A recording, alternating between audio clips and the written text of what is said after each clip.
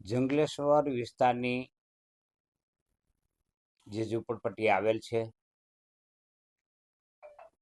તે જમીન અમુક રાજ્ય સરકાર હસ્તકની છે, અમુક જમીન કોર્પોરેશન હસ્તકની છે.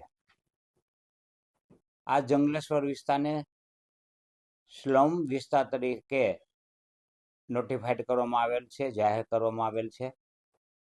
એટલે સ્લમ વિસ્તાર અન્વયના જે કાંઈ પુનઃવસન માટે યોજનાઓ કરવાની થતી હોય છે તે કરવા માટેની મારી માંગણી છે. શહેરના વિકાસને અવરોધવાની અમારો કોઈ ઈરાદો નથી, પરંતુ જ્યારે રસ્તાઓ પહોળા કરવાના થાય, જ્યારે રિવરફ્રન્ટની કોઈ યોજનાઓ હોય એને અમલમાં મૂકતા પહેલા એમનું પુનઃવસન થવું જોઈએ. કારણ કે જે લોકો જેલમાં છે એને ભૂમિ પર રહેવાનો અધિકાર છે.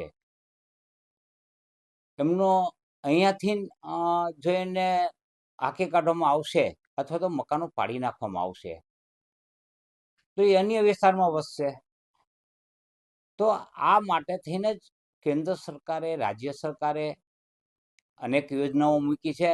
એ યોજનાઓના લાભો મળવા જોઈએ, અને લાભ આપ્યા પછી પાડી નાખે તો એમાં અમને કોઈ વાંધો નથી. અને શહેરના વિકાસ માટે જરૂરી હોય ત્યાં પાડવા પણ જોઈએ, પરંતુ એ પહેલાં પુનઃવસન થવું જરૂરી છે. મેં સાંભળ્યું તેમ અને રેકોર્ડ જોતા અમુક વ્યક્તિઓને, આશરે લગભગ 100 આસપાસની વ્યક્તિઓને અગાઉ પુનઃવસન થયેલું છે.